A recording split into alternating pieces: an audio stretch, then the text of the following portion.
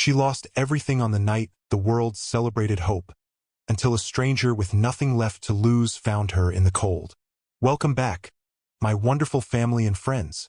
If you're tuned in and ready to dive into today's story, don't forget to hit that subscribe button and drop a comment letting me know where you're watching from. Tomorrow, I'll be bringing you another exciting story you definitely don't want to miss. So, let's get started. The thing about invisibility is that you don't notice it happening.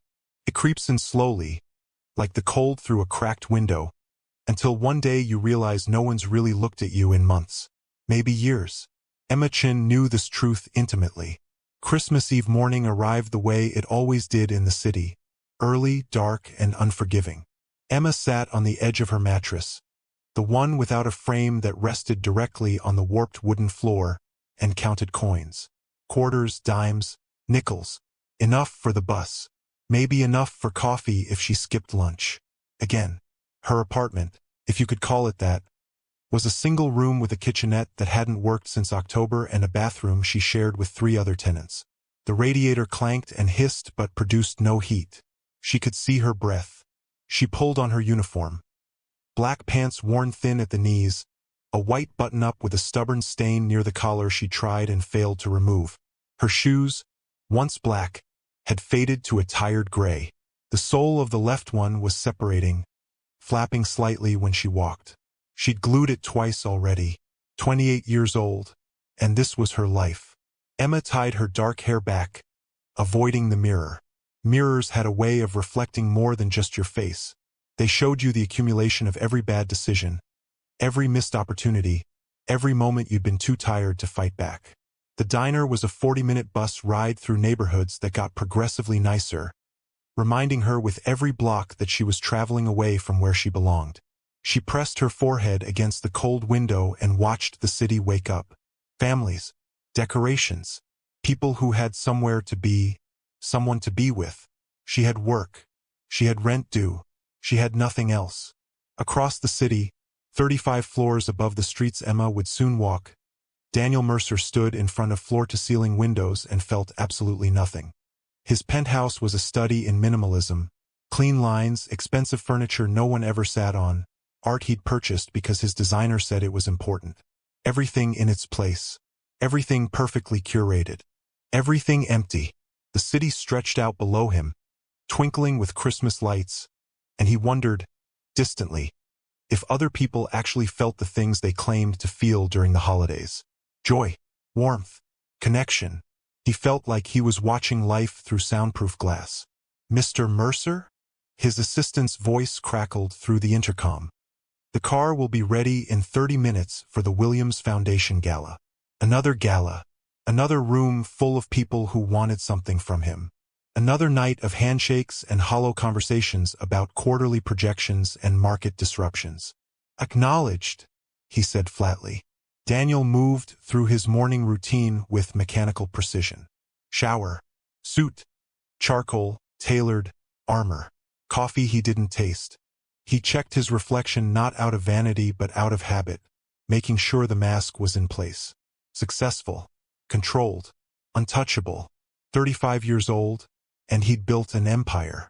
Mercer Innovations had revolutionized 3 industries. He was worth more money than he could spend in 10 lifetimes, and he couldn't remember the last time he'd felt anything close to happiness. His phone buzzed, a reminder, 5 years today. He silenced it. Some anniversaries you don't celebrate. You just survive them. The lunch rush at Morelli's diner was brutal. Emma moved between tables with practiced efficiency, balancing plates, refilling coffees, smiling on autopilot. Her feet ached. Her back ached. Everything ached. Excuse me, miss? This isn't what I ordered. I asked for no onions. Can we get some service over here? She apologized, fixed mistakes that weren't hers, absorbed the casual rudeness that came with being a waitress in a city that chewed people up and spit them out. Tony, the manager, was in a mood. He was always in a mood, but today it was worse. He'd been drinking. She could smell it, and his eyes followed her with an edge that made her skin crawl. Table 6 is still waiting, he barked. I'm getting to them. You're slow today. Distracted. I'm not. Don't argue with me, Emma. Just do your damn job. She bit her tongue. She needed this job. Needed it desperately. Rent was due in 3 days and she was already 2 weeks behind. The afternoon crawled by. Her tip jar remained depressingly light. By the time the dinner shift started, she was running on fumes and spite. That's when it happened. Table 12. A group of businessmen, loud and demanding. One of them ordered the salmon. She put the order in, checked twice, watched the cook plate it himself. When she delivered it, the man looked at her like she'd personally offended him. This is cold. Sir, it just came out of the... Are you arguing with me? This is unacceptable. Get your manager. Her stomach dropped. Tony stormed over, all fake concern for the customer and real anger for her. The man complained. Tony didn't even ask her side. He just nodded, apologized profusely, comped the meal. Then he pulled her aside, voice low and vicious. You're done. What? You're fired. Get your stuff and get out. Tony, please. I didn't. It wasn't cold, he's lying. I don't care. You've been a problem for weeks. Slow, sloppy attitude. I'm done with you. It's Christmas Eve. You can't. Watch me. The diner went silent. Every eye on her. Her face burned with humiliation. She wanted to scream, to fight, to make them all see how unfair this was. But what was the point? No one cared. No one ever cared. She untied her apron with shaking hands, grabbed her coat from the back, and walked out into the cold. The door chimed behind her, cheerful and mocking. It was snowing now. Soft, fat flakes that would have been beautiful if her entire life hadn't just collapsed. Emma stood on the sidewalk, clutching her final paycheck, $73.18, and tried to remember how to breathe. Around her, the city celebrated. Lights, music, laughter. She'd never felt more invisible in her life. What do you do when the world gives up on you? Emma's about to find out that sometimes the darkest nights lead to the most unexpected dawns. But first, she has to survive this one. What would you do in Emma's position? Let us know in the comments below. Emma is fired unjustly on Christmas Eve, jobless and nearly homeless. Meanwhile, Daniel drowns in wealth but feels nothing. Their paths are about to collide in the most unexpected way. Emma didn't know where she was walking. Her feet carried her through streets she barely recognized, past storefronts gleaming with holiday cheer that felt like a personal insult. Families rushed by with shopping bags and laughter. Couples held hands. Everyone had somewhere to be. She had nowhere. The check in her pocket, $73.18, wouldn't cover rent, wouldn't cover food, wouldn't cover the heat she didn't have anyway. She'd been hanging on by her fingernails for so long, and now even that grip had failed. She found herself in Riverside Park, where the city gave way to a strip of frozen grass and bare trees overlooking the water. A single bench sat beneath a broken streetlight, covered in a thin layer of snow. Emma sat down and let herself break. The sobs came from somewhere deep, somewhere she'd kept locked up for years. Her shoulders shook. Her breath came in ragged gasps. She pressed her hands to her face, as if she could physically hold herself together. I can't do this anymore, she whispered to no one. I can't. The cold bit through her thin coat. She didn't care. What was the point? What was the point of fighting so hard just to keep losing? Daniel left the gala early. The Williams Foundation event had been exactly what he'd expected: champagne, small talk, people congratulating him on success he felt nothing about. He'd donated $250,000, smiled for photos, and felt the walls of his chest tighten with every passing minute. He'd told his driver to take the night off. He wanted to walk, needed to walk. Maybe if he moved through the city like a normal person, he'd remember what that felt like. Maybe the cold would wake something up inside him that had been asleep for 5 years. 5 years since the accident. 5 years since he'd lost everything that mattered. He'd built an empire in the wreckage, convinced himself that success could fill the hole they'd left behind. Couldn't. It never would. His feet carried him toward the park, away from the noise and lights. The snow fell heavier now, muffling the sounds of the city. He was almost grateful for the quiet. That's when he saw her. A woman on a bench, hunched over, shaking. From cold or crying, he couldn't tell. Maybe both. She looked small, swallowed by the winter night, completely alone. Something in his chest tightened differently this time. He'd walked past 1,000 people in pain. This city was full of them. You learned not to see, not to feel, because if you felt it all, you'd drown. But something about her, the way she held herself like she was trying to disappear, stopped him. Daniel approached slowly. "Excuse me, are you all right?" She looked up, startled. Her face was streaked with tears, her eyes red and exhausted. She stared at him like he was speaking another language. "I'm fine," she said automatically, her voice hoarse. "Please just go away." He should have. Every instinct told him to keep walking, to protect himself from whatever this was. He didn't. "You're not fine," he said quietly. "And it's freezing. When's the last time you ate?"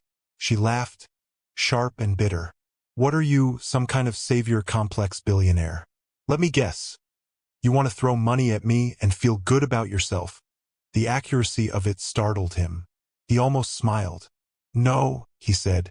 I know what it's like to sit alone in the cold and wish the world would stop spinning." Something in her expression shifted. The walls didn't come down, but they cracked. "I don't need pity," she said, but her voice was softer now. "Good. I'm not offering pity. I'm offering food. There's a diner 2 blocks from here that's open all night. You don't have to tell me anything. You don't have to talk at all. But you shouldn't be out here alone on Christmas Eve." Emma studied him. Expensive coat, expensive face. Everything about him screamed money, power, the kind of life she'd never touch. But his eyes looked tired, sad, real. She was so hungry, so cold, so tired of fighting. "1 meal," she said finally. "Then you leave me alone. Deal." The diner was nearly empty. Just a tired waitress and a cook visible through the kitchen window. Daniel chose a booth near the back.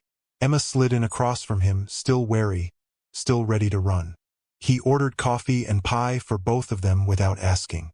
When it arrived, she wrapped her hands around the mug like it was a lifeline. They sat in silence for a long moment. "Bad night?" he asked finally. "Bad year," she corrected. "Bad life, if we're being honest." "I'm Daniel." "Emma." "What happened tonight, Emma?" She shouldn't tell him. She didn't know him. But maybe that was exactly why it felt safe. "I got fired on Christmas Eve for something I didn't do. And now I'm going to lose my apartment. And I don't have family and Her voice cracked. "I don't know what I'm going to do." Daniel nodded slowly, like he understood something she hadn't said. "I lost my family 5 years ago today," he said quietly. "Car accident. My wife and son. I was driving." Emma's breath caught.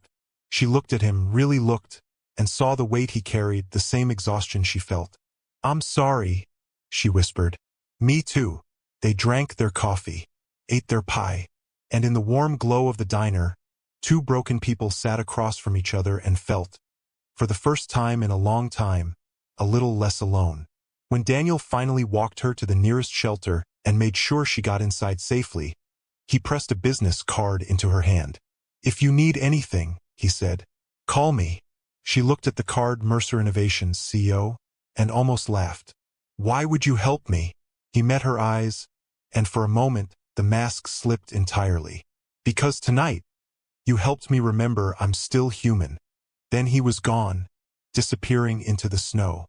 Emma stood in the doorway, holding the card, feeling something she hadn't felt in years. Hope. Terrifying, fragile hope.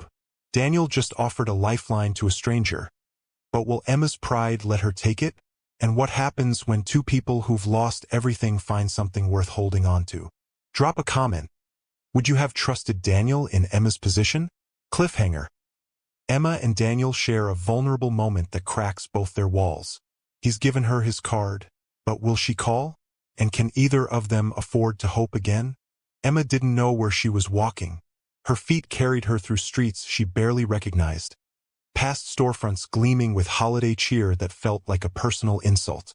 Families rushed by with shopping bags and laughter. Couples held hands. Everyone had somewhere to be. She had nowhere. The check in her pocket, $73.18, wouldn't cover rent, wouldn't cover food, wouldn't cover the heat she didn't have anyway. She'd been hanging on by her fingernails for so long, and now even that grip had failed.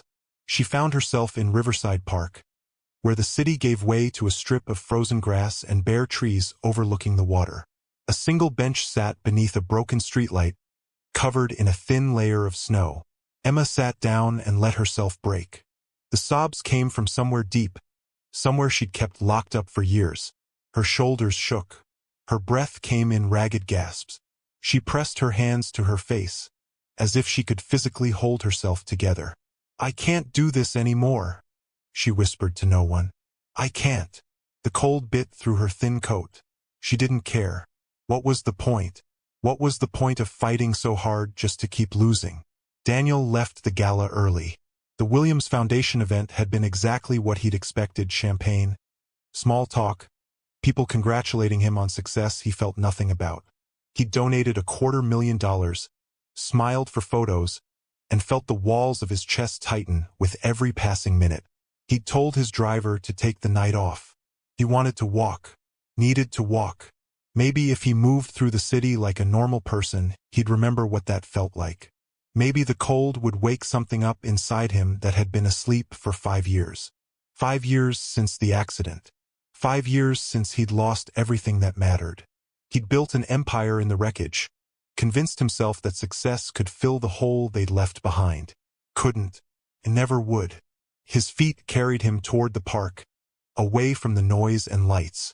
The snow fell heavier now, muffling the sounds of the city. He was almost grateful for the quiet.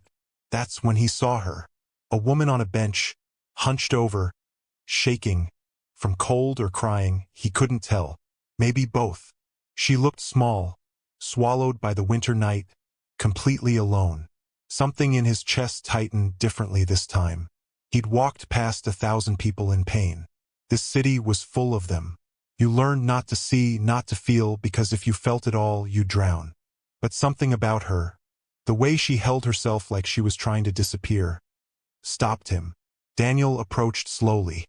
"Excuse me, are you all right?" She looked up, startled. Her face was streaked with tears, her eyes red and exhausted. She stared at him like he was speaking another language. "I'm fine," she said automatically, her voice hoarse. "Please just go away." He should have. Every instinct told him to keep walking, to protect himself from whatever this was. He didn't. "You're not fine," he said quietly. "And it's freezing. When's the last time you ate?" She laughed, sharp and bitter. "What are you, some kind of savior complex billionaire? Let me guess. You want to throw money at me and feel good about yourself?" The accuracy of it startled him. He almost smiled. "No," he said. I know what it's like to sit alone in the cold and wish the world would stop spinning." Something in her expression shifted. The walls didn't come down, but they cracked. "I don't need pity," she said, but her voice was softer now. "Good. I'm not offering pity. I'm offering food. There's a diner 2 blocks from here that's open all night. You don't have to tell me anything. You don't have to talk at all. But you shouldn't be out here alone on Christmas Eve." Emma studied him. Expensive coat, expensive face. Everything about him screamed money, power, the kind of life she'd never touch. But his eyes looked tired, sad, real. She was so hungry, so cold, so tired of fighting. "1 meal," she said finally. "Then you leave me alone. Deal." The diner was nearly empty. Just a tired waitress and a cook visible through the kitchen window. Daniel chose a booth near the back. Emma slid in across from him, still wary, still ready to run. He ordered coffee and pie for both of them without asking. When it arrived, she wrapped her hands around the mug like it was a lifeline. They sat in silence for a long moment. "Bad night?" he asked finally. "Bad year," she corrected. "Bad life, if we're being honest." "I'm Daniel." "Emma." "What happened tonight, Emma?" She shouldn't tell him. She didn't know him. But maybe that was exactly why it felt safe. "I got fired. On Christmas Eve. For something I didn't do. And now I'm going to lose my apartment, and I don't have family, and her voice cracked. I don't know what I'm going to do. Daniel nodded slowly, like he understood something she hadn't said. I lost my family 5 years ago today, he said quietly. Car accident. My wife and son. I was driving. Emma's breath caught. She looked at him, really looked, and saw the weight he carried, the same exhaustion she felt. I'm sorry, she whispered. Me too. They drank their coffee, ate their pie, and in the warm glow of the diner, two broken people sat across from each other and felt, for the first time in a long time, a little less alone. When Daniel finally walked her to the nearest shelter and made sure she got inside safely, he pressed a business card into her hand. If you need anything, he said, call me. She looked at the card, Mercer Innovations CEO, and almost laughed. Why would you help me? He met her eyes, and for a moment, the mask slipped entirely. Because tonight, you helped me remember I'm still human. Then he was gone, disappearing into the snow. Emma stood in the doorway, holding the card, feeling something she hadn't felt in years. Hope. Terrifying, fragile hope. Daniel just offered a lifeline to a stranger. But will Emma's pride let her take it? And what happens when two people who've lost everything find something worth holding on to? Drop a comment. Would you have trusted Daniel in Emma's position? Cliffhanger. Emma and Daniel share a vulnerable moment that cracks both their walls. He's given her his card, but will she call? And can either of them afford to hope again? The guest house was bigger than any apartment Emma had ever lived in. Daniel's driver, a kind older man named Marcus, picked her up from the shelter with her belongings.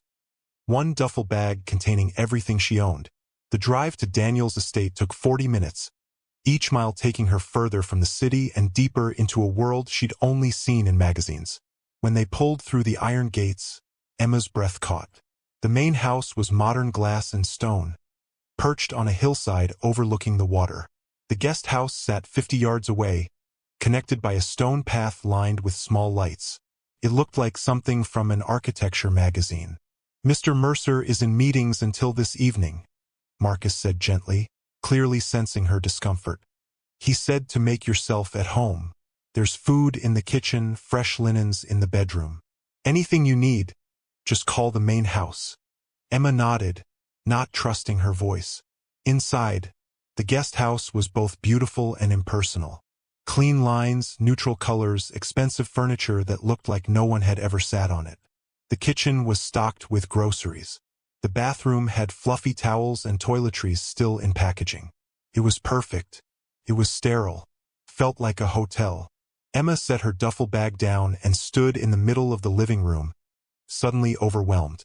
This morning she'd been in a shelter. Now she was standing in luxury she couldn't have imagined. The weight of it, the charity of it, the debt of it, pressed down on her chest. She wouldn't let herself cry. She'd done enough of that. Instead, she unpacked her meager belongings, showered in water that was actually hot, and tried to prepare herself for whatever came next. Daniel came to the guest house at 7 p.m., knocking softly before entering. Emma had changed into the only decent clothes she owned. Black pants and a sweater with a small hole near the hem she'd tried to hide. Her hair was still damp from the shower. "Hi," he said, and he looked as uncomfortable as she felt. "Hi." An awkward silence stretched between them. "I wanted to go over expectations for the job," Daniel said finally, "and to make sure you have everything you need here. It's more than enough. Thank you." "You don't have to thank me, Emma. You're going to work for this." She appreciated that he didn't pretend this was purely altruistic. They sat at the small dining table while Daniel outlined her responsibilities.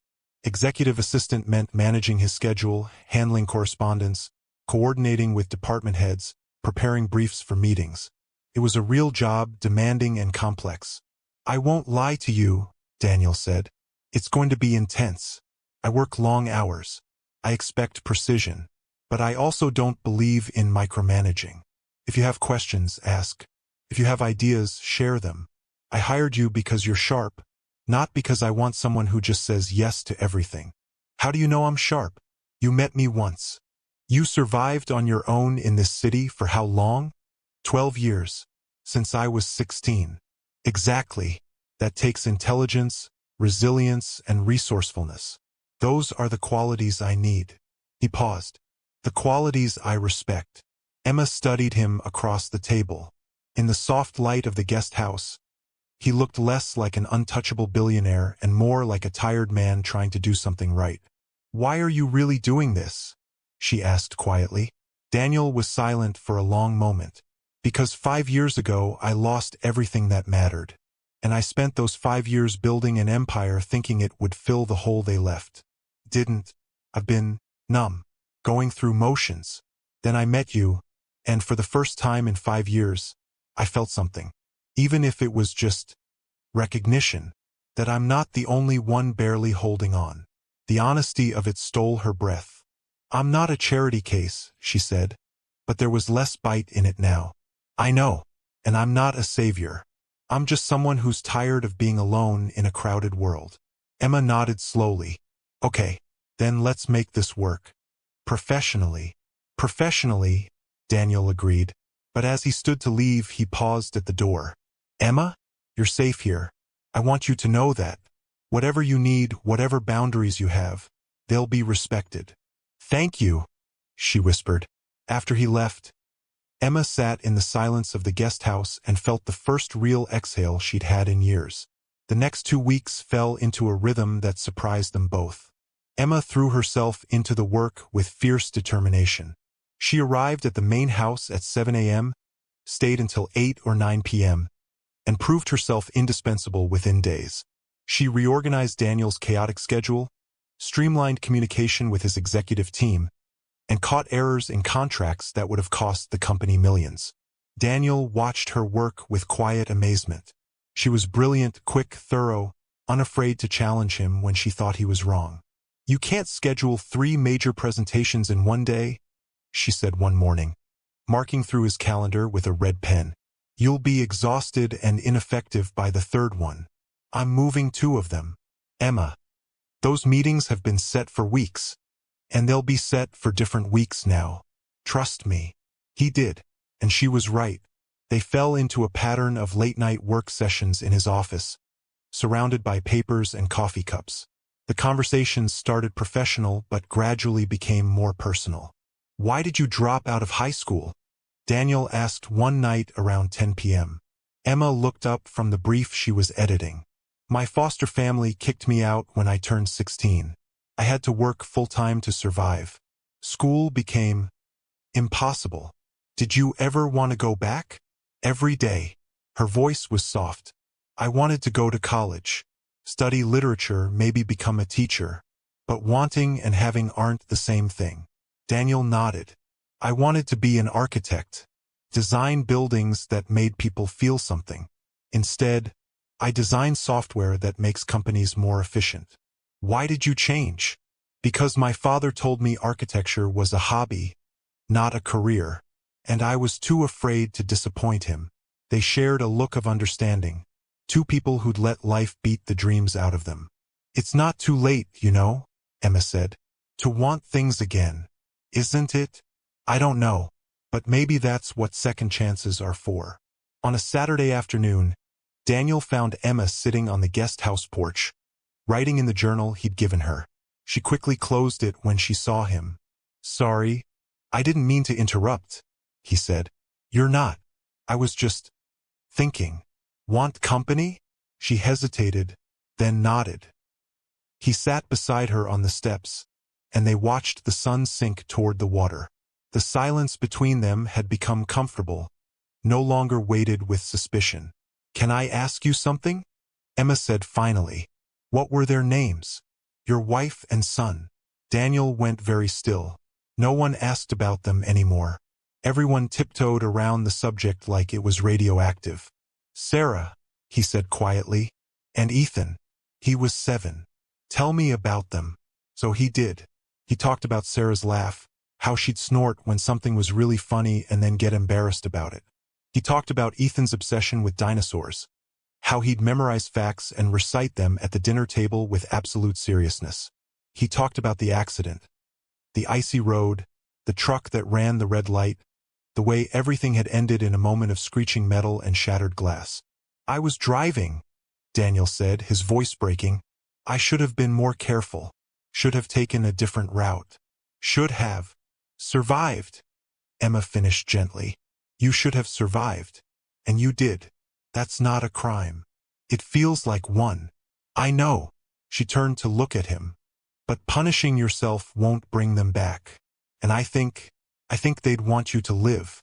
Really live. Not just exist." Daniel met her eyes, and something shifted between them. Something fragile and terrifying and real. "I'm trying," he whispered. "For the first time in 5 years. I'm trying." "Me too." They sat together as the sun disappeared. Two damaged people learning to hope again. That night, Daniel couldn't sleep. He found himself standing outside the guest house at 2 a.m., debating whether to knock. Before he could decide, the door opened. Emma stood there in sweatpants and an oversized t-shirt, her hair messy from sleep. "I saw you from the window," she said. "You okay?" "Couldn't sleep. Nightmares." "Me too." That night, Daniel couldn't sleep. He found himself standing outside the guest house at 2 a.m., debating whether to knock. Before he could decide, the door opened. Emma stood there in sweatpants and an oversized t-shirt, her hair messy from sleep. "I saw you from the window," she said. "You okay?" "Couldn't sleep. Nightmares." "Me too." Without discussing it, they ended up in the guest house kitchen. Emma made tea while Daniel sat at the counter.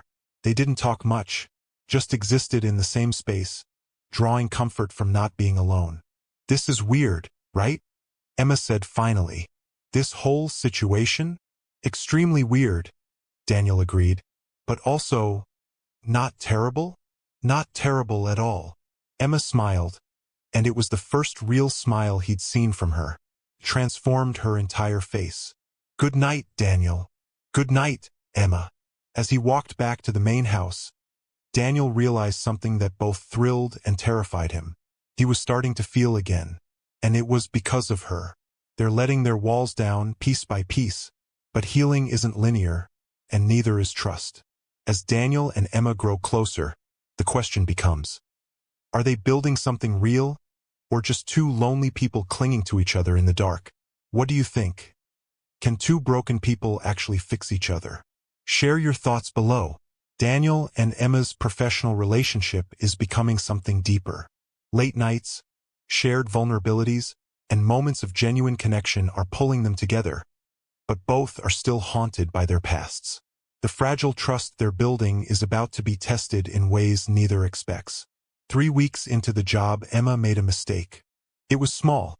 She'd accidentally scheduled a board meeting during Daniel's planned conference call with Tokyo investors. Both were critical. Both were immovable. She'd caught it an hour before the conflict, frantically rearranging schedules, calling board members personally to apologize and reschedule. She'd fixed it, but barely. When Daniel found out, she braced herself for anger, for disappointment, for the inevitable "I expected better." Instead, he'd looked at her with concern. "Are you okay? You've been working 16-hour days. That's not sustainable." "I'm fine. It won't happen again." "Emma, everyone makes mistakes. You fixed it before it became a problem. That's what matters." She'd nodded, but inside, something cracked. She wasn't used to grace, to understanding, to someone seeing her exhaustion instead of just her failure. That evening, Daniel found her still at her desk at 9 p.m., staring blankly at her computer screen. "Go home," he said gently. "Or, well, to the guest house. Rest." "I need to finish. It can wait." He sat on the edge of her desk. "Emma, you're allowed to be human. You don't have to prove yourself every single second." "Yes, I do," she said quietly. "Because the moment I stop proving myself, people remember I'm disposable." The words hung heavy in the air. Daniel's expression softened with understanding and pain. "Come with me," he said. "There's something I want to show you." He led her to a part of the main house she'd never entered, his personal study. Unlike the rest of the house with its cold minimalism, this room was lived in. Warm. Real. Bookshelves lined the walls. A worn leather couch sat near a fireplace. And on the mantel, photographs. Sarah and Ethan. Frozen in moments of joy Emma could only imagine. "I keep this room locked," Daniel said quietly. "No staff. No visitors. Just me." "Why are you showing me?" "Because you told me I'm allowed to want things again. To live. But I haven't let anyone in here since they died. Haven't let anyone see." He gestured at the photos. "The parts of me I lost." Emma approached the mantel slowly, studying the photographs. Sarah had kind eyes and an easy smile. Ethan looked like Daniel, same jawline, same serious expression, except his was broken by gap-toothed grins. "They were beautiful," she whispered. "They were everything." Daniel's voice cracked. "And I destroyed it. I was driving too fast. The roads were icy, but I was running late for a meeting. Always a damn meeting. And I thought I could make it. When the truck ran the light, I swerved. Lost control. We hit a pole on Sarah's side." He sat down heavily on the couch, head in his hands. "She died on impact." Ethan held on for 2 days in the ICU. I sat there begging him to fight, to stay, promising I'd be better, do better, and then he just stopped breathing. And I've been trying to outrun that moment ever since. Emma sat beside him, close but not touching. "You didn't kill them," she said firmly. "An accident killed them. A split second of timing that had nothing to do with your worth as a husband or father. I was supposed to protect them. You're not God, Daniel. You're human. And humans don't get to control when life decides to be cruel." He looked at her, eyes red-rimmed. "How do you do it? How do you keep going after everything life's taken from you?" Emma was quiet for a long moment. "You want the truth?" "Most days, I don't know. I just wake up, put one foot in front of the other. Tell myself maybe today will be different." She paused. "But I'll tell you what keeps me breathing. Spite. Pure, stubborn spite.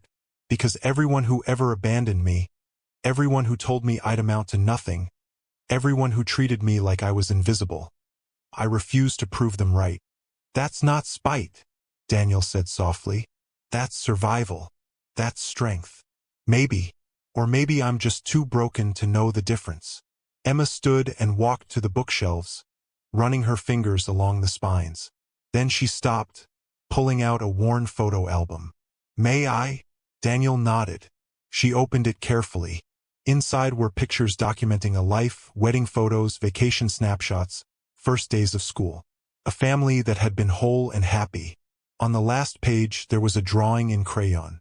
A stick figure family holding hands under a bright sun. In a child's handwriting, "My Family" by Ethan Mercer. "I love you, Mommy and Daddy." Emma's eyes filled with tears. "He loved you so much," she whispered. "You can see it in every picture. The way he looks at you. That's not fear or obligation. That's pure love." Daniel came to stand beside her, looking at his son's drawing. "I failed them." "No, you loved them. And they loved you. And that's what they'd want you to remember." Daniel turned to her, and suddenly they were close. Too close. She could see the pain in his eyes, the longing, the way he was looking at her like she was the first real thing he'd touched in years. "Emma," he said hoarsely, "I don't know what this is between us. But don't," she said quickly, stepping back. "Don't say it. Because if you say it, it becomes real. And if it becomes real, it can break. And I don't think either of us can survive another breaking." He nodded, understanding even through the hurt. "You're right. I'm sorry. Don't apologize. Just give us time. Let's figure out if this is real or if we're just two lonely people holding on to each other because we're drowning. What if it's both? Then we'll deal with that when we have to." That night, Emma couldn't sleep. She sat in the guest house with her journal open, trying to make sense of the tangled emotions in her chest. She wrote, "I spent 12 years believing I was unlovable. That everyone who ever left me did so because I wasn't worth staying for. I built walls so high that no one could hurt me again. And then Daniel crashed into my life like a wrecking ball, and suddenly I'm feeling things I promised myself I'd never feel again. He's broken too. Maybe that's why this feels different. We're not trying to fix each other. We're just trying to survive together. But what happens when survival turns into something more? What happens when I start needing him instead of just accepting his help? What happens when I let myself love someone who could leave? She closed the journal, heart racing. Love. The word terrified her. The next morning, Daniel was waiting at the main house with coffee and pastries from her favorite bakery. She'd mentioned it once, weeks ago, and he'd remembered. Peace offering, he said. For last night. I shouldn't have. You didn't do anything wrong, Emma interrupted. I'm just scared. Of this. Of us. Of what it means. So am I. They stood in the kitchen, two people on the edge of something neither could name. Can we just be? Emma asked. No pressure. No definitions. Just figure it out as we go. I'd like that. She smiled, and he smiled back, and for a moment the fear receded. They spent the day working side by side, and it felt easy, natural, like they'd been doing this for years instead of weeks. But that evening, as Emma was leaving the main house, she noticed something on Daniel's desk, a letter with a law firm's letterhead. She shouldn't have looked. It wasn't her business. But the name caught her eye, Richard Vance, Esq. And beneath it, Asset Investigation and Background Verification. Her blood ran cold. Emma, Daniel's voice came from behind her. What's wrong? She turned slowly, the letter in her hand. What is this? Daniel's face went pale. I can explain. You're investigating me? Her voice rose. This whole time, you've been having someone dig into my background? It's not what you think. Then what is it, Daniel? You said you trusted me. You said this was real. And all along you've been treating me like a suspect. Richard is on my board. He insisted on standard background checks for all new hires. It's policy. I'm not all new hires. I'm living in your guest house. She couldn't finish the sentence. Couldn't say what she'd almost become to him. Emma, please. I should have known, she said, her voice breaking. I should have known this was too good to be true. That someone like you couldn't actually see someone like me as anything but a risk to be managed. She threw the letter on the desk and walked toward the door. Emma, wait! But she was already gone, running down the path to the guest house, her heart shattering with every step. Trust is the hardest thing to build and the easiest thing to destroy. Emma's discovered Daniel's been investigating her, and the fragile bond they've built is crumbling. Was he protecting himself, or was this never real to begin with? Drop a comment. Can trust be rebuilt once it's broken? Or are some betrayals unforgivable? Emma has discovered Daniel authorized a background investigation into her, shattering the trust they'd built. She's running, and Daniel is left holding the pieces of something that might be irreparably broken. Both have revealed their deepest wounds, but have those revelations brought them closer, or destroyed any chance they had? Emma didn't answer Daniel's calls. She spent the night in the guest house, alternating between rage and heartbreak, packing and unpacking her duffel bag a dozen times. By morning, she'd decided. She'd stay long enough to find another job, then disappear from his life completely. She'd been a fool to hope, to trust, to believe. At 7 a.m., there was a knock at the door. Emma, please, let me explain. She opened the door, eyes red from crying. What's left to explain? You investigated me like I was a criminal. You're right, Daniel said immediately. You're absolutely right. Can I come in? She stepped aside, arms crossed defensively. Daniel walked in and sat heavily on the couch, looking more exhausted than she'd ever seen him. After Sarah and Ethan died, I became paranoid about trust, he said quietly. I'd lost everything in a second, and I convinced myself that control was the only way to prevent more loss. So yes, I authorized standard background checks. For everyone. My chef, my driver, my executives. Everyone. I'm not everyone. I know. And the moment I realized you were becoming more than an employee, I should have stopped it. I should have told you. But I was terrified. He met her eyes. Terrified that if you knew how broken I really am, how incapable I am of trusting anyone, you'd leave. So I stayed quiet. And that was wrong. Emma sank into a chair across from him. What did the investigation find? Nothing I didn't already know. That you've worked hard your entire life. That you've never had a criminal record, never defaulted on a debt, never done anything except survive against impossible odds. He paused. It also found something else. Her stomach clenched. What? That your mother is still alive. Living in Portland. The air left Emma's lungs. What? She left when you were 6. Gave you up to foster care. The report has her current address. Emma stood abruptly, pacing. I don't want to know this. I spent 22 years believing she was dead or didn't care enough to remember me. I don't. I have the file, Daniel said gently. You don't have to read it. You don't have to do anything with it. But it's yours if you want it. Emma pressed her hands to her face, overwhelmed. Daniel stood slowly. I'm sorry, Emma, for investigating you, for not telling you, for all of it. I don't expect you to forgive me, but I need you to know you're not disposable. You're not a risk to be managed. You're the first person in 5 years who's made me remember what it feels like to care about something other than work. She looked at him through her fingers. You hurt me. I know, and I'll spend as long as it takes making that right. If you'll let me. I don't know if I can trust you again. Then let me earn it back. Please. Emma didn't leave. She stayed in the guest house, went to work, maintained professional distance.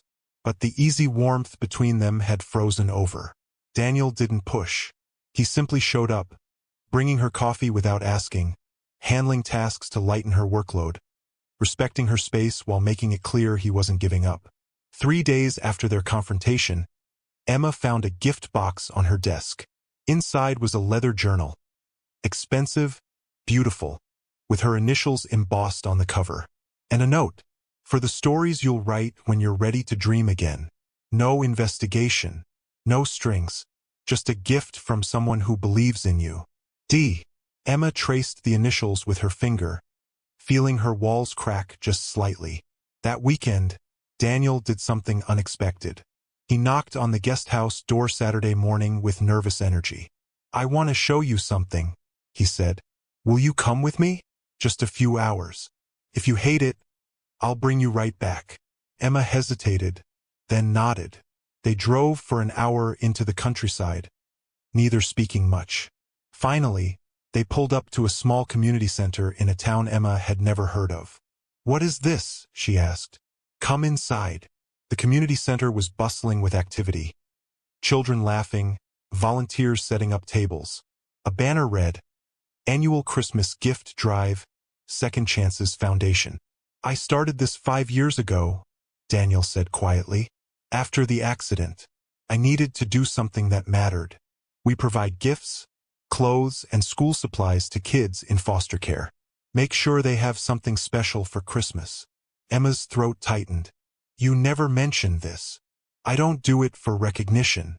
I do it because I couldn't save my son. But maybe I can help other kids have a chance. A volunteer approached, a teenager with a bright smile. Mr. Mercer, we're almost ready. Did you bring the... In the car, Daniel said warmly. Emma, this is Jordan. He's been with us for 3 years. 4 years now, Jordan corrected with a grin. This program changed my life. Got me into college prep. Helped me see I was worth something. Emma watched Daniel interact with the kids. Patient, present, genuinely caring. This wasn't billionaire philanthropy for tax breaks. This was personal. He'd been doing this alone for 5 years. Quietly, without fanfare. Why did you bring me here? Emma asked when they had a moment alone. Because I wanted you to see that I'm trying. That I'm more than my mistakes. And because... He hesitated. Because these kids remind me of you. Fighters. Survivors. People the world gave up on who refused to give up on themselves. Emma felt tears prick her eyes. Daniel, you don't have to say anything. I just wanted you to know who I'm trying to be. Even when I fail at it. They spent the day helping with the gift drive. Emma found herself laughing with the kids. Wrapping presents, seeing Daniel in a completely new light. On the drive home as the sun set, Emma finally spoke.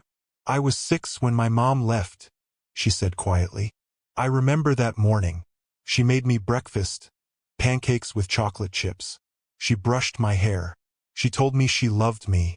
And then a social worker came and she was gone. No explanation. No goodbye. Just gone. Daniel reached over and took her hand. She let him. I spent 12 years angry, Emma continued, convinced something was wrong with me, that I was too difficult, too much, not enough. Every foster home that didn't work out, every family that sent me back. It confirmed what I already believed, that I was unlovable. Emma, let me finish. She squeezed his hand. Meeting you terrified me because for the first time, someone saw me, really saw me, not as a project or a problem, but as a person. And when I found that investigation letter, it felt like proof that I was right all along, that no one can actually love me without looking for reasons not to. That's not true. I know that now. She turned to look at him. Today, watching you with those kids, seeing what you've built, I realized you're not trying to control me. You're trying to protect yourself. Because you're just as scared as I am. Daniel's eyes glistened. I'm terrified of losing someone again. So am I. But maybe. She took a shaky breath. Maybe that's not a reason to run. Maybe that's a reason to hold on tighter. They pulled into the estate, but neither moved to get out of the car. I forgive you, Emma said softly, for the investigation, for not telling me. I forgive you. You do. Yes, because you're trying. And that's more than anyone's ever done for me. Daniel lifted her hand to his lips, kissing her knuckles gently. I don't deserve you, he whispered. Maybe not, but you're stuck with me anyway. That night, they sat together on the guest house porch, wrapped in blankets against the winter cold. Daniel had brought wine. Emma had brought the journal he'd given her. Read me something, Daniel said. It's mostly rambling thoughts. I want to hear them. Emma opened to a random page and read, I used to think strength meant surviving alone. Now I'm learning it might mean surviving together. Letting someone see your scars and trusting they won't use them as weapons. It's the scariest thing I've ever done. Daniel was quiet for a moment. You're the bravest person I've ever met. I'm not brave. I'm just tired of running. Then stop running. He turned to face her fully. Stay. Not as my employee. Not as someone I'm helping. But as someone I care about. Deeply. Emma's heart pounded. Daniel, I'm not asking for promises. I'm not asking you to have everything figured out. I'm just asking you to give us, a real chance. She looked at him. This broken, beautiful man who'd stumbled into her life and refused to let her stay invisible. Okay, she whispered. Okay. Yes, let's try. For real this time. Daniel smiled, genuinely smiled, and it transformed his entire face. He leaned forward slowly, giving her time to pull away. She didn't. Their lips met softly, tentatively, like they were both afraid of breaking something precious. The kiss deepened, and Emma felt years of walls crumbling, felt herself falling into something terrifying and wonderful. When they pulled apart, both were breathless. I haven't kissed anyone since Sarah, Daniel admitted. I haven't kissed anyone who mattered, Emma replied. They sat together under the stars, foreheads touching, breathing each other in. For the first time in their broken lives, neither felt alone. The next few weeks were the happiest Emma had ever known. They took things slowly. Dinners together, long conversations, stolen kisses in quiet moments. Daniel showed her his architectural sketches from college, dreams he'd abandoned. Emma shared her writing, stories she'd been too afraid to show anyone. They went on actual dates, restaurants, movies, walks through the city. Daniel held her hand like she was something precious. Emma let herself lean into him without fear. At work, they maintained professionalism, but everyone could see the change. Daniel laughed more. Emma smiled more. The office felt lighter. One evening, Daniel cooked dinner for her. Badly, hilariously badly, and they laughed until their stomachs hurt. I'm happy, Emma said, surprised by the realization. I don't think I've ever actually said those words before. Say them again. I'm happy. Daniel pulled her close. So am I. You gave me that. We gave each other that. They danced in the kitchen to music from his phone, slow and sweet, and Emma thought maybe, just maybe, fairy tales could come true for people like her. Emma and Daniel have found something real in each other's brokenness. They've forgiven, they've opened up, they've let themselves hope. But happiness is fragile, and the past has a way of destroying the future. Their perfect moment is about to shatter. Emma and Daniel have finally let their guards down and admitted their feelings. They're building something beautiful, but neither knows that outside forces are about to test everything they've built. The storm is coming. Richard Vance had been watching Daniel self-destruct for 5 years. First with grief, then with workaholism, and now, most dangerously, with distraction. Richard had been Daniel's business partner since the beginning, back when Mercer Innovations was just an idea scribbled on a napkin. He'd stood by Daniel through the accident, through the darkness, through the rebuilding. He'd helped build an empire, and he'd be damned if he'd watch some nobody from a shelter tear it all down. Richard arrived at Daniel's office unannounced on a Tuesday morning, carrying a manila folder that felt like a weapon. "We need to talk," he said, closing the door behind him. Daniel looked up from his desk, where he'd been smiling at his phone. A text from Emma, no doubt. That smile alone made Richard's blood boil. "Richard, what's this about?" "It's about Emma Chin." Daniel's expression cooled immediately. "We've had this conversation. The background check is done. She's cleared." "Drop it." "That's the thing, Daniel. I did drop it. 3 weeks ago." Richard dropped the folder on the desk. "Then I started noticing irregularities." "What are you talking about?" "Your personal accounts. Unauthorized transactions. Small amounts at first, 500 here, 1,000 there. Easy to miss, but they add up." Richard opened the folder, revealing bank statements with highlighted sections. $15,000 over the past month. All traced back to accounts connected to Emma Chin. Daniel's face went white. "That's impossible." "Is it? You gave her access to your scheduling software, your financial calendar, your personal email. You moved her into your property. You've been so blinded by whatever this is that you didn't see what was happening right under your nose." Emma wouldn't. Wouldn't what? Steal from the man who rescued her from homelessness? "Daniel, wake up." She saw an opportunity and she took it. "It's what people like her do." "People like her?"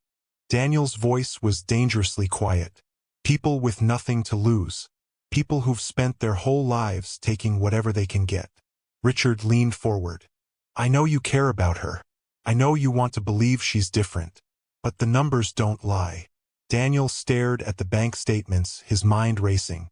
He'd been so focused on Emma, on them, that he hadn't checked his accounts in weeks. The transactions were real. The timing matched perfectly with when Emma had access to his systems. But it couldn't be true. Couldn't. "Where did this money go?" Daniel asked hoarsely. "Offshore accounts. Encrypted transfers. She's been planning this, Daniel. From the beginning. Get out." "What?" "Get out of my office. Now." Richard stood slowly. "I'm trying to protect you. To protect everything we've built. By accusing Emma of being a thief? By reducing her to some kind of con artist. I'm showing you evidence. You're showing me numbers. Not proof. Not context. Nothing that proves Emma had anything to do with this." "Then ask her," Richard said coldly. "Look her in the eye and ask her if she's been stealing from you. See if she can lie to your face." After Richard left, Daniel sat alone with the folder, nausea churning in his stomach. He didn't want to believe it. Every instinct screamed that Emma wouldn't do this. But doubt was a poison, and Richard had injected it directly into his veins. Emma knew something was wrong the moment she walked into Daniel's office that afternoon. He stood at the window, rigid, not turning when she entered. "Daniel? Are you okay?" "Close the door." The coldness in his voice made her freeze. She closed the door slowly. "We need to talk about these," Daniel said, turning finally. He held up the bank statements. Emma approached, confused. "What are those?" "Transactions from my personal accounts. $15,000. traced back to accounts connected to you. The room tilted. What? Daniel? I don't understand. Did you steal from me? The question hit her like a physical blow. What? No. I would never. Then explain these. He threw the papers on the desk between them. Explain how money from my accounts ended up connected to your name. Emma grabbed the statements, scanning them frantically. I don't know what these are. I've never seen these accounts. Daniel, you have to believe me. Do I? His voice cracked.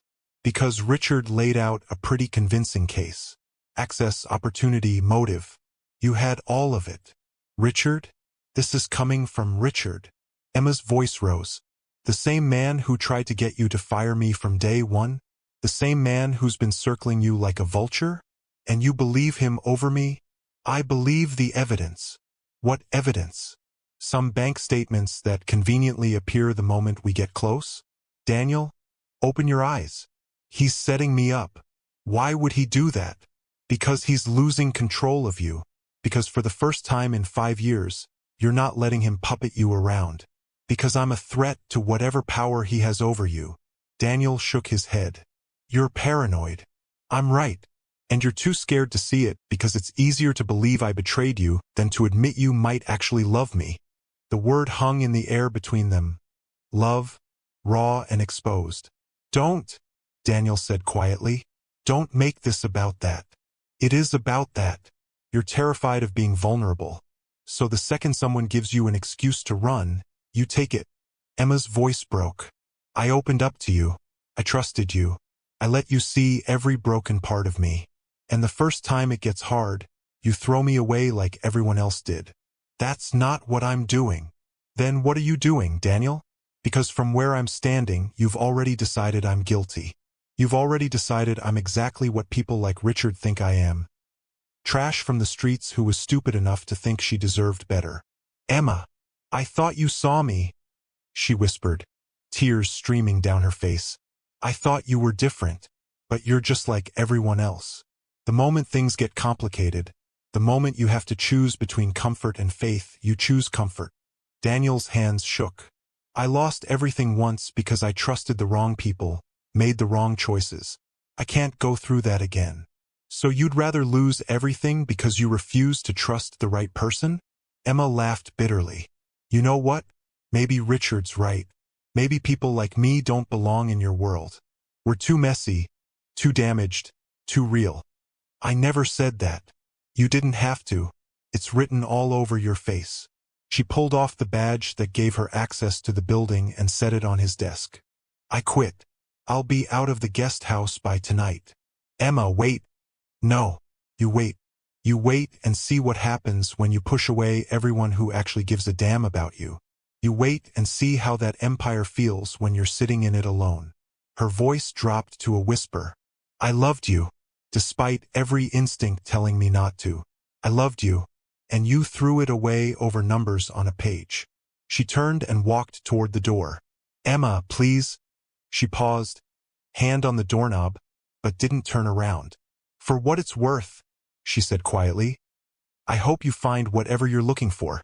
I hope the control and the safety and the walls keep you warm at night. Because that's all you're going to have left. Then she was gone. Daniel stood in his office, surrounded by the evidence that had just destroyed everything, and felt the walls he'd spent 5 years building collapse inward. Emma packed her duffel bag through tears that wouldn't stop. Everything she owned fit in one bag, just like always, just like it had her entire life. She'd been stupid to think this could be different. Stupid to think someone like Daniel could actually see past the surface and love what was underneath. She grabbed the journal he'd given her and almost threw it away. Almost. Instead, she shoved it in the bag with everything else. Marcus knocked softly on the door. Miss Chan? I'm here to drive you wherever you need to go. The shelter is fine. Mr. Mercer said. I don't care what Mr. Mercer said. Her voice was ice. The shelter. Please. Marcus nodded sadly and took her bag. As they drove away from the estate, Emma looked back once. The main house sat on the hill, all glass and cold beauty, and she wondered if Daniel was watching her leave. She wondered if he cared. Daniel stood at his window and watched the car disappear down the driveway.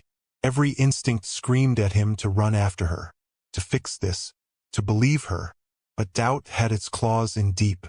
He looked at the bank statements again, really looked, and something caught his eye, a detail he'd missed in his panic. The account numbers. They were formatted wrong. A detail only someone who worked with international transfers daily would notice. And the routing information. It was from a bank Emma couldn't possibly have accessed without credentials she'd never been given. His blood ran cold. He grabbed his phone and called his head of security. "I need you to trace something. Now." Took 3 hours. 3 hours of digging through encrypted files and hidden transactions and layers of financial manipulation. 3 hours too late. The final report landed on Daniel's desk at midnight. All transactions originated from Richard Vance's terminal. Accounts created using falsified credentials under Emma Chen's name. Evidence of systematic embezzlement dating back 6 months, predating Emma's employment. Daniel stared at the report, horror and rage washing over him. Richard had been stealing from him for months. And when Emma became a threat, when she started making Daniel happy, making him present, making him question the status quo, Richard had framed her. And Daniel had believed it. He'd looked at the woman he loved and assumed the worst. He'd taken Richard's word over hers. He'd thrown away the best thing in his life because he was too broken to trust his own heart. Daniel grabbed his coat and ran for the door. He had to find her. Had to fix this. Had to. His phone rang. The head of security. "Sir, we have a problem. Richard Vance just left the country. Private jet to the Cayman Islands. By the time we get legal authorization to freeze his accounts." "I don't care about the money," Daniel said. "I care about Emma. Track her phone. Find her. Now." But even as he said it, he knew the truth. He'd destroyed her trust, her faith, her love, and he didn't know if any amount of truth could repair what he'd broken. Emma sat on the same bench where they'd first met, exactly where this had all started. The snow fell softly around her. The city glittered with lights that felt like mockery. She'd survived everything life had thrown at her. Abandonment, poverty, loneliness, cruelty. But this losing Daniel, losing hope, losing the belief that she could be loved. This might finally break her. She pulled out the journal and wrote through tears. "I thought I'd found home. Turns out I was just borrowing someone else's for a while. Stupid to think I deserved to stay." Her phone buzzed. 37 missed calls from Daniel. She turned it off and sat in the cold, more alone than she'd ever been. Trust shattered. Love destroyed. Emma and Daniel are broken in ways that might be beyond repair. He believed a lie. She walked away from the truth. And now both are drowning in the wreckage of what they almost had. Question for you. When trust is broken this completely, can it ever truly be rebuilt? Or are some wounds too deep to heal? Let us know what you think in the comments. Daniel has discovered the truth. Richard framed Emma, and she was innocent all along. But Emma is gone. Her heart shattered. Her faith in love destroyed. Daniel races to find her. But will his apology be enough? Or has he destroyed the one real thing he's had in 5 years beyond any hope of repair? Daniel found her at dawn. The same park bench where they'd met. Where everything had started. Where, perhaps, everything would end. Emma sat hunched against the cold, her duffel bag beside her, looking so small and broken that it physically hurt him to see. "Emma." She didn't turn. "Go away. I know the truth. Richard framed you. He's been embezzling for months. I have proof. Good for you." Her voice was flat, dead. "Mystery solved. You can go back to your empire now." Daniel moved around the bench to face her. Her eyes were swollen from crying, her face pale with exhaustion and cold. "I'm so sorry," he said, his voice cracking. "I'm so sorry I didn't believe you. I'm sorry I let fear make me weak. I'm sorry I hurt you. Your apology doesn't fix anything. I know, but I need you to hear it anyway." He knelt in the snow in front of her, not caring about his expensive suit or the cold seeping through his knees. "You were right. I was terrified. So terrified of losing someone again that the moment I had an excuse to push you away, I took it. I chose safety over faith. I chose doubt over love. Don't say that word. Emma's voice wavered. Don't you dare say that word to me. Why not? It's true. I love you, Emma. I love your strength, your honesty, the way you see through all my walls. I love how you make me want to be better, how you make me feel alive again. Tears streamed down her face. You threw me away. I know. You looked at me and saw a thief, a liar, someone who would betray you for money. I saw my own fear reflected back at me, and I was wrong. So completely, devastatingly wrong. Emma shook her head. You don't understand. My whole life, people have looked at me and seen exactly what they expected to see. Trash, a burden, someone not worth fighting for. And I let myself believe you were different, that you saw me, really saw me, and then you didn't. I did see you. I do see you. Daniel's voice broke. I panicked. I let Richard's poison into my head because it confirmed what I was already afraid of. That I don't deserve happiness. That everyone I love leaves or gets destroyed. That I'm cursed to lose everything. So you pushed me away first. Yes. Emma was quiet for a long moment, staring at her hands. I wrote you something, she said finally. Last night. In the journal you gave me. She pulled it out, opened to a page and read. I thought I'd found home. Turns out I was just borrowing someone else's for a while. Stupid to think I deserved to stay. The words gutted him. Emma.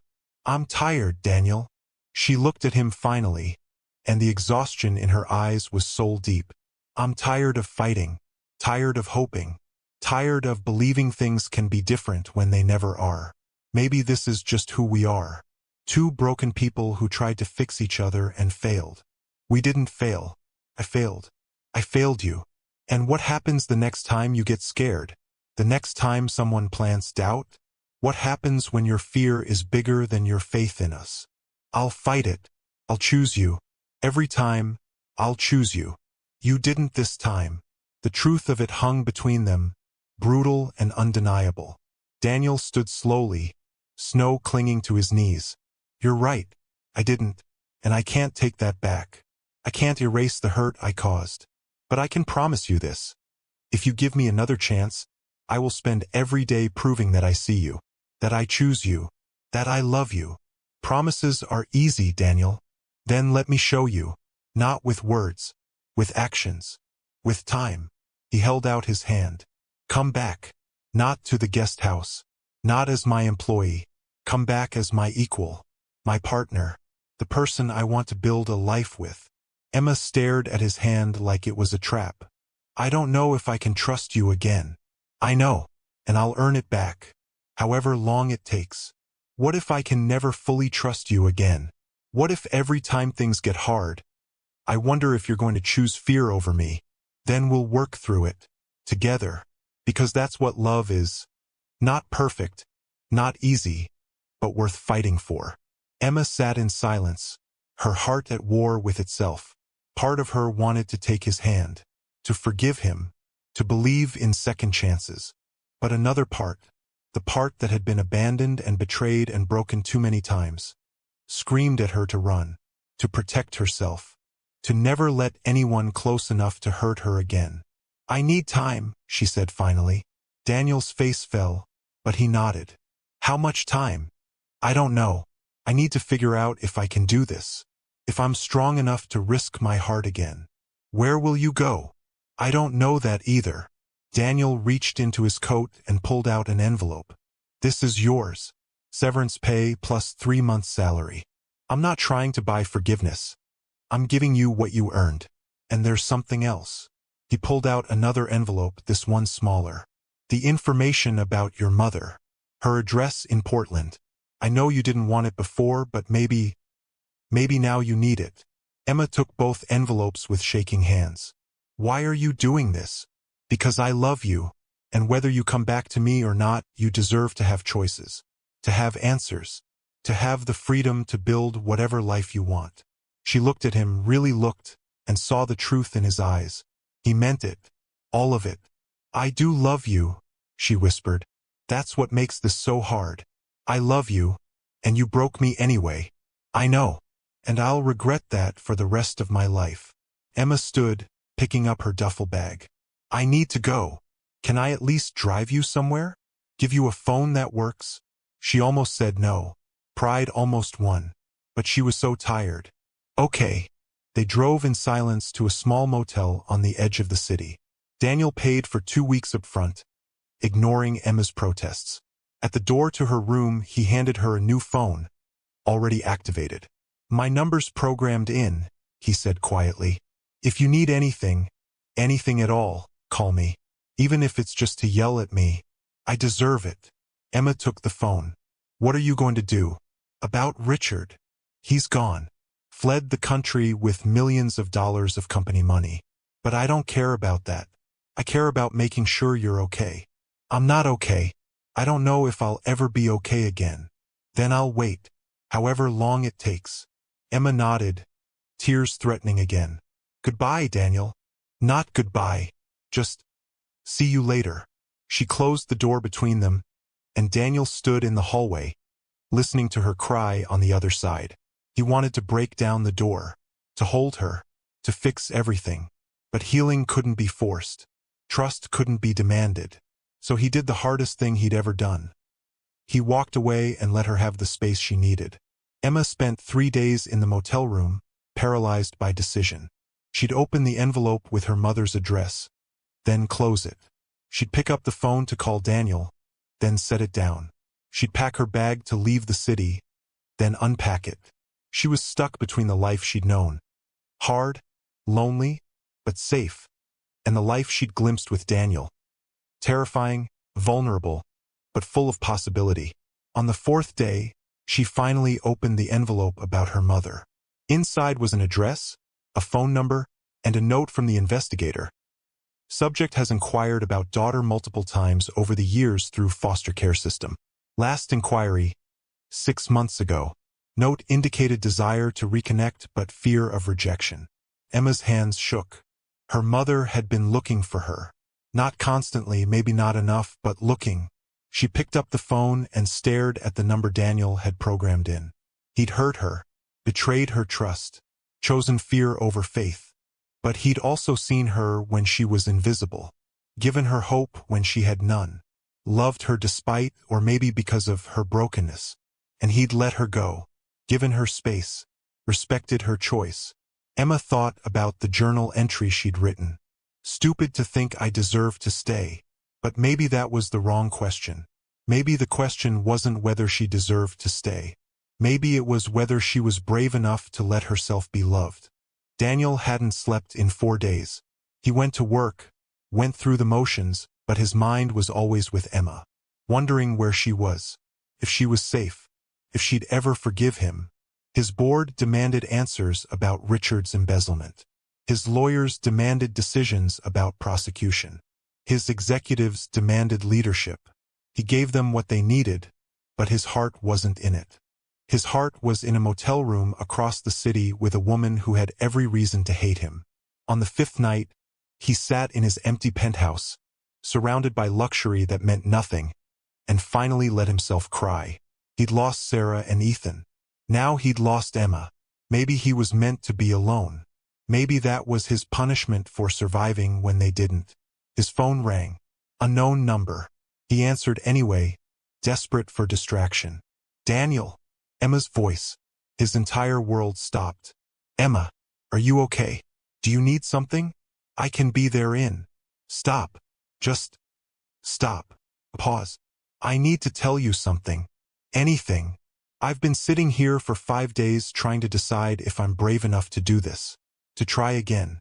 To trust again. Her voice wavered. And I realized something. Being brave doesn't mean not being scared. It means being terrified and doing it anyway. Emma, I'm not ready to come back yet. I'm not ready to pretend everything's fine. But I'm willing to try. To see if we can rebuild what we broke. Daniel closed his eyes, relief flooding through him. Yes, God, yes. Whatever you need. Whatever pace you're comfortable with. I want to take things slow. Really slow. Dates. Conversations. Building trust brick by brick. Done. And I need you to understand, There will be days I doubt you. Days I pull away because I'm scared. Days I test you to see if you'll run. I won't run. I promise you, Emma. I won't run. We'll see. But there was the smallest hint of warmth in her voice. There's something else. I'm going to Portland. To see my mother. I need to deal with my past before I can build a future. Do you want me to come with you? No. I need to do this alone. But maybe you could pick me up when I get back? If you want to. I want to. More than anything. Silence. Then, quietly, I love you, Daniel. Even though you hurt me. Even though I'm terrified. I love you. I love you too. And I'll spend the rest of my life making sure you never regret giving me another chance. You'd better. Emma hung up and sat in the darkness of the motel room, heart pounding. She just jumped off another cliff. But this time, she thought maybe someone would catch her. And if they didn't, well, she'd survived worse. Emma and Daniel are choosing each other. But choosing isn't the same as healing. Emma's going to Portland to face her past, while Daniel waits, hoping his actions will prove what his words couldn't. The hardest part of love is the rebuilding. Can they do it? Emma has agreed to try again, but she's leaving for Portland to confront her mother and her past.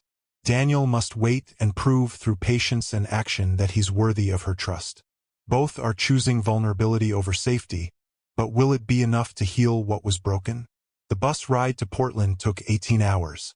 Emma watched the landscape change through the window, city giving way to countryside, gray winter skies stretching endlessly ahead. She clutched the envelope with her mother's address, reading and rereading it until she'd memorized every word. Subject has inquired about daughter multiple times over the years through foster care system. Her mother had looked for her. Not enough to find her, maybe, but enough to try. Emma didn't know if that made it better or worse. The address led to a small apartment complex on the outskirts of Portland. Working-class neighborhood, modest but clean. Emma stood outside for 20 minutes, gathering courage. Finally, she knocked. The woman who opened the door was older than Emma remembered. Grayer, thinner, worn down by life. But the eyes were the same. Brown like Emma's. Tired like Emma's. Yes, the woman said. Then she froze. Emma? Hi, Mom. They sat in the small living room, tea growing cold between them. Neither knew where to start. How did you find me? Her mother, Linda, finally asked. Someone helped me. Emma's voice was careful, controlled. I didn't come here for money or anything. I needed to understand. Why you left. Linda's eyes filled with tears. I was 24 years old. Alone. Addicted to pills I'd started taking after a car accident. I could barely take care of myself, let alone a 6-year-old. She paused. I thought you'd be better off without me. I thought foster care would give you stability, a real family, things I couldn't provide. It didn't. I know. I found out later, years later, when I finally got sober. I tried to get you back. But by then you were 16 and emancipated. I tried to find you, but you disappeared into the city. Linda wiped her eyes. I've been looking for you for 12 years, Emma, hoping someday you'd want to talk to me. Emma felt tears on her own cheeks. I spent my whole life thinking I wasn't worth staying for. That something was wrong with me. Nothing was wrong with you. Everything was wrong with me. And I'm so sorry. They sat in silence, two broken women separated by years of pain and regret. I can't forgive you, Emma said finally. Not yet. Maybe not ever. But I needed to see you. To know that you were real. That I wasn't just forgotten. You were never forgotten. Not one single day. Emma nodded slowly.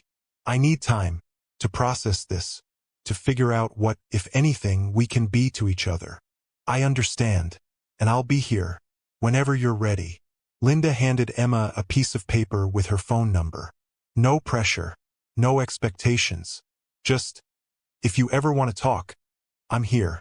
Emma took the number and stood to leave. At the door, she paused. Why didn't you come looking for me in person? Why just inquiries through the system? Linda's face crumpled. Because I was ashamed. Because I thought you'd hate me. Because I didn't think I deserved to be in your life after what I did. She looked at Emma directly. I was a coward, just like I was 22 years ago when I gave you up. Emma understood that. The fear, the shame, the belief that you don't deserve love. I was angry at someone recently, Emma said quietly, for choosing fear over faith, for pushing me away because he was scared. She smiled sadly. I guess fear runs in the family. Emma, I'm not ready to have you in my life, but maybe someday, if we both get braver. Linda nodded through tears. That's more than I deserve. Emma walked away from her mother's apartment feeling something shift inside her. Not forgiveness, not yet, but understanding. Everyone was just trying to survive their own brokenness. Her mother, Daniel, herself. Maybe grace wasn't about excusing the hurt. Maybe it was about acknowledging that everyone was fighting battles nobody else could see. Daniel was waiting at the bus station when Emma returned 3 days later. She saw him before he saw her. Standing near the entrance, hands shoved in his pockets, looking nervous and hopeful and terrified all at once. When their eyes met, he didn't run to her. He waited, let her come to him. Emma walked slowly across the station, her duffel bag over her shoulder, heart in her throat. Hi, she said. Hi. His voice was soft. How was it? Hard, painful, necessary. She paused. She's been looking for me all these years. She was just too afraid to find me. Like someone else I know, Daniel said gently. Emma almost smiled. Yeah, like someone else I know. They stood in the middle of the busy station, people rushing past them, and just looked at each other. I missed you, Daniel said. I missed you too. Kani Yukio. Emma nodded. Daniel pulled her into his arms carefully, like she was something precious and fragile. Emma let herself sink into him, feeling the warmth and safety she'd been denying herself. I'm still scared, she whispered against his chest. Me too. I'm still going to have bad days. Days I doubt everything. I know. And I'm going to need you to be patient, to prove that you mean what you say. I will. Every single day I will. Emma pulled back to look at him. Okay, then let's try this. For real. Daniel's face lit up with the first genuine smile she'd seen in weeks. For real.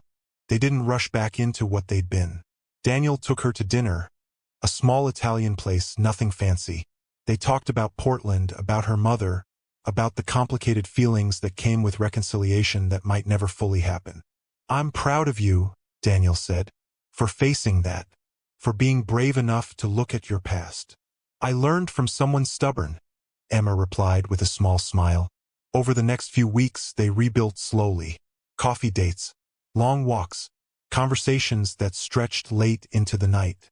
Daniel showed up consistently, calling when he said he would, respecting her boundaries, giving her space when she needed it. Emma tested him, sometimes consciously, sometimes not. She'd cancel plans to see if he'd get angry. She'd pull away to see if he'd chase her or give her room. She'd ask him hard questions to see if he'd be honest. Every time he passed. Not perfectly, they fought sometimes, disagreed, frustrated each other. But he never ran, never chose fear over faith again. Slowly, brick by brick, trust rebuilt itself. 3 months after Emma returned from Portland, Daniel took her back to the park bench where they'd first met. It was spring now. The snow had melted, replaced by green grass and early flowers. The world felt alive again. I've been thinking about something, Daniel said as they sat together. About second chances and what they mean. Yeah. I used to think second chances were about getting back what you lost. But they're not. They're about building something new from the ashes of what broke. Emma leaned her head on his shoulder. Very poetic, Mr. Mercer. I've been hanging around a writer. It's rubbing off. He turned to face her. Emma, I know we're taking things slow, and I'm not asking you to rush, but I need you to know you're it for me. You're my second chance. My reason for being brave. Daniel, let me finish. He reached into his pocket and pulled out a key. This isn't a proposal. It's not even a request to move in together. It's just, the guest house is yours. No strings. No expectations. Whether we work out or not, whether you stay or go, it's yours. Because you deserve a home. A real one. That nobody can take away from you. Emma stared at the key, tears streaming down her face. You're giving me a house? I'm giving you security, stability, a place that's yours. He pressed the key into her palm.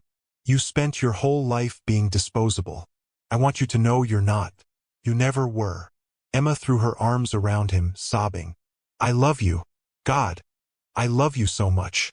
I love you too. And I'm going to keep proving it every day for the rest of our lives.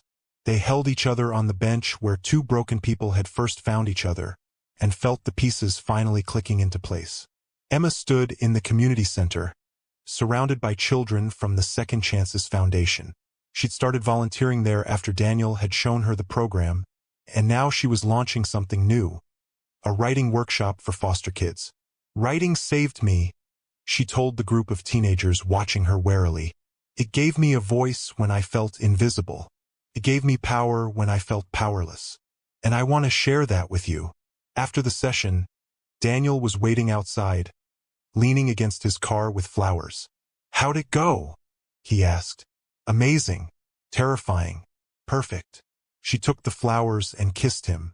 Thank you for this. For all of it. You built this. I just gave you the resources. We built it. Together. They drove back to the estate, to Emma's house now, which she'd slowly filled with her own touches. Books everywhere, art on the walls, photographs of her and Daniel, of her volunteer work, of the life she was building. That evening, they cooked dinner together in the main house, another ritual they developed. Daniel was still terrible at cooking, and Emma still made fun of him for it. So I have news, Emma said as they sat down to eat. Good news or bad news? Depends on your perspective. She pulled out a letter. I got accepted to the community college. English program. They're giving me a partial scholarship. Daniel's face lit up. Emma, that's incredible. Why would that be bad news? Because it means I'll be busy, distracted, less available. So, I'll support you, however you need. He reached across the table to take her hand. You're going after your dream. That's not bad news. That's everything. Emma squeezed his hand. I also heard from my mom. She's 6 months sober. Asked if she could visit sometime. What did you say? I said maybe. That I needed to think about it. She paused. Is that okay? That I'm not sure yet. Of course it's okay. You get to set the pace of that relationship. No one else. Emma smiled. How did I get so lucky? I think we both got lucky. Found each other when we needed it most. After dinner, they sat on the porch watching the sun set over the water. Daniel pulled Emma close, and she rested her head on his chest, listening to his heartbeat. Do you remember that night in the diner? Emma asked. When you told me you'd lost your family? I remember everything about that night. You said you'd been numb for 5 years. Do you still feel numb? Daniel was quiet for a moment, then smiled. No, I feel everything now. Sometimes too much. But I wouldn't change it for anything. Me too. Emma looked up at him. I spent so long thinking I was broken, that I'd never be whole enough to deserve love. But maybe broken people aren't meant to be fixed. Maybe we're just meant to find other broken people who fit our jagged edges. That's beautiful. You should write that down. I already did. It's in my application essay for the scholarship. Daniel laughed and kissed the top of her head. Of course it is. They sat together as the sky turned from gold to pink to purple. Two people who'd been lost finding their way home in each other. 1 year after Emma was fired on Christmas Eve, she and Daniel returned to the park bench one final time. It had become their tradition, visiting the place where everything began, remembering how far they'd come. Emma brought the journal he'd given her, now filled with stories and poems and dreams. Daniel brought coffee and pastries from her favorite bakery. Do you ever think about what would have happened if we hadn't met? Emma asked. Every day. And then I stop thinking about it because it's too terrifying. I'd probably still be in that shelter. Or worse. And I'd still be a ghost in an empty penthouse. Daniel turned to face her. Emma, I need to tell you something. That sounds ominous. It's not. I hope. He took a deep breath. I know we said we'd take things slow. And we have. We've built trust, built a life, built something real. And I don't want to rush you or pressure you. But he pulled out a small velvet box. Emma's breath caught. This isn't a proposal, Daniel said quickly. Not exactly. It's more of a promise. A question. He opened the box, revealing a simple, elegant ring. Emma-chan, you've given me a second chance at life, at love, at believing in something beyond the walls I built. And I want to give you all of me, all my tomorrows, all my imperfect attempts at being the man you deserve. Tears streamed down Emma's face. I'm not perfect, Daniel continued. I'm still learning how to trust, how to be vulnerable, how to choose faith over fear. But I know one thing with absolute certainty. I want to spend the rest of my life with you, learning, growing, building something beautiful from all our broken pieces. He paused. So I guess this is a proposal. Emma, will you marry me? Emma laughed through her tears. You said it wasn't a proposal. I changed my mind halfway through. Is that allowed? I don't know. I've never been proposed to before. So what do you say? Emma looked at him. This beautiful, broken, brave man who'd stumbled into her darkest night and refused to let her stay invisible. Who'd hurt her and healed with her. Who'd chosen her, every day, even when it was hard. Yes, she whispered. Yes, I'll marry you. Daniel slipped the ring on her finger, and they kissed on the bench where two strangers had once shared pie and coffee and the first fragile seeds of hope. Around them, the world kept spinning. But for Emma and Daniel, time stopped, just for a moment, to let them breathe in the magnitude of what they'd found. Not perfection, not a fairy tale, just two people who'd learned that love wasn't about being whole. It was about being willing to be broken together and rebuild something stronger. 2 years later, Emma stood in the community center, now the Emma-chan Youth Writing Foundation, watching teenagers share their stories in the program she'd built from nothing. Her first book, a memoir about survival, hope, and second chances, had been published 6 months ago. It was a modest success, but more importantly, it was real. Her voice, her truth, her story. Daniel sat in the back row, watching her with the same look he'd had since the day he proposed. Pride, love, gratitude. After the reading, they drove home together. Home was the guest house still, which Emma had made entirely her own. Daniel had his space, she had hers, and they came together by choice every day, not obligation. Your mom called, Daniel said as they pulled into the driveway. She wanted to know if she could come to the wedding. Emma and Linda's relationship was still complicated, still fragile, but they were trying. Monthly phone calls, occasional visits, baby steps toward something resembling forgiveness. What did you tell her? Emma asked. That it was your decision, that I'd support whatever you chose. Emma thought for a moment. Tell her yes, she can come. Daniel smiled. You're sure? No, but I'm doing it anyway. That's what we do now, right? Choose courage over certainty. That's exactly what we do. Inside, they found a package waiting at the door. Emma opened it to find her published book with a note from her editor.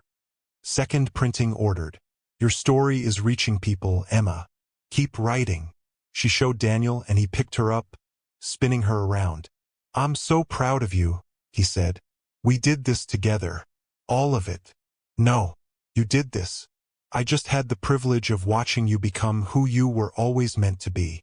That night, they sat on the porch under the stars, wrapped in blankets, talking about the wedding, about Emma's second book, about the life they were still building one day at a time. Do you ever miss it? Emma asked. The control? The walls? The safety of being numb? Daniel thought about it honestly. Sometimes, when things get scary or uncertain. But then I look at you, at us, at this life we've made, and I remember. Being safe isn't the same as being alive. No, Emma agreed. It's not.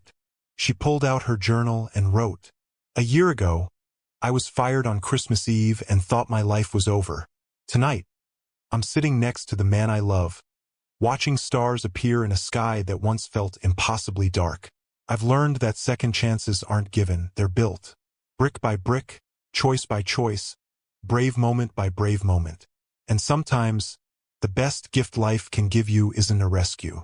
It's finding someone willing to be lost with you until you both find your way home. She closed the journal and leaned into Daniel. "Thank you," she whispered. "For what?" "For seeing me, for staying, for being brave enough to try. Thank you for letting me, for teaching me that love isn't about never falling. It's about always getting back up together." They sat in comfortable silence, two people who'd been broken finding wholeness not in perfection, but in choosing each other, day after day, through every fear and doubt and moment of uncertainty. The stars came out one by one, filling the sky with light, and Emma Chun, who'd once believed she was disposable, felt truly, completely, magnificently seen. The end. So what did you think?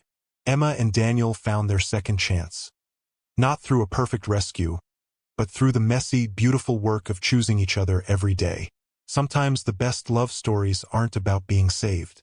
They're about two people being brave enough to build something new from their broken pieces. We'd love to hear from you. What was your favorite moment in Emma and Daniel's journey? Drop a comment below and let us know. And if this story touched you, subscribe and share it with someone who needs to be reminded that second chances are real, and that being broken doesn't mean being unworthy of love. Until next time, keep believing in second chances. Thank you so much for watching my story all the way to the end. Your support means everything. Don't forget to subscribe to my channel and drop a comment below. I'd love to hear your thoughts.